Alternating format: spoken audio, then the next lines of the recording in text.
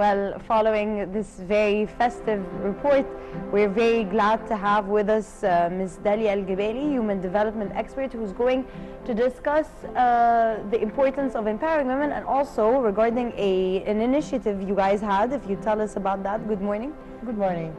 It's not about initiative. I was a participant in a professional fellows exchange program in the United States, and this program includes like 196 participants all over the world, and they were choosing from a shortcut 2,700 people.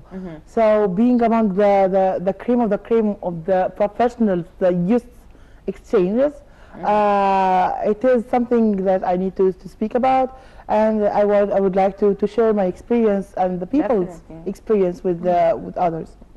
Ms. Dalia, can you please tell us about the conference which took place in Washington? To what extent this conference or the outcome of this conference could help the women in gaining their rights on different levels? In order to talk about the conference and its relation with the women empowerment, we need to say that one of the programs that was participating in this conference was the women entrepreneurship empowerment, and it was done by the University of Michigan. So we have Egyptian delegates in this in this program specifically. But according to the conference itself and the program that representing the professional fellows exchange, they have like a kind of positive distinguish for women. So about 57% of the participants are females from all over the world. So for example, you cannot imagine that you can have a woman, a successful entrepreneur female from a third world or fourth world country.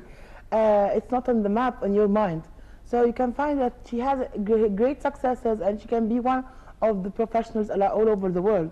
And this is the main content of the conference, is to network between all the professionals who are representing their countries and their age era. So you made contacts from all over the world? Yes, I have been networking with people. I have never thought about having contacts from their countries. And I cannot say a specific country because there are too many. But I can proudly say that the Egyptian delegates were the largest delegation among the countries. We have from the 196 participants, we have 22 Egyptian delegates from different programs, and mainly from 3 different programs. The first one, which I was participating in, it's done by the International Center for Journalists, and it is about the new media and unblocking the new media economically. It's about media entrepreneurship. So all the participants with me, which I spent time with, we were media entrepreneurs or trying to have a media outlet with different ideology. And we were spread all over the United States, each one of us for and we have pictures sorry of for the interrupting, conference. but we are seeing, yes, on that's the official picture of the photo of the Congress, Spring Congress, the conference of the end of the ceremony, and it was in the State Department, the U.S. State Department.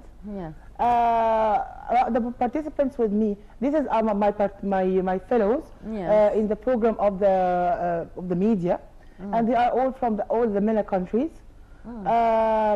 So we have, yes, this is with Egyptians and one of the program officers. But one of the main topics was the entrepreneurs and the media entrepreneurs. Can you tell us more about how to penetrate this very special domain? We have like a kind of orientation for 1 week. It was like an intensive training about the most recent trends in the United States in media, and the new specialization, which is called in universities nowadays. There's available media entrepreneurship, and each of the participants in any kind of these projects is responsible to have his own project implemented in his country on his own fund. It's not funded, okay? What kind of programs do they encourage you to pursue? As I told you, it's according to the State Department programs. The MENA countries has participated in 3 different programs. One, the first one I told you about. The second one was about entrepreneurship, female entrepreneurship empowerment, and the third one was called Hands on the Nile, and it is for philanthropy, NGOs, and rehabilitation of people with disabilities. And we had a great participants from Egypt and Tunisia in this kind of program. So these are the three main programs that was having a great kind of interaction and participation from the MENA countries, Middle East and North Africa countries.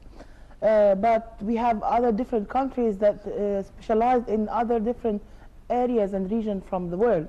For example, the Balkanian countries, South America, North America, Africa and Central Africa, Asia and the Far East, and so according to the part of the world, you can have different kind of program according to the interests of the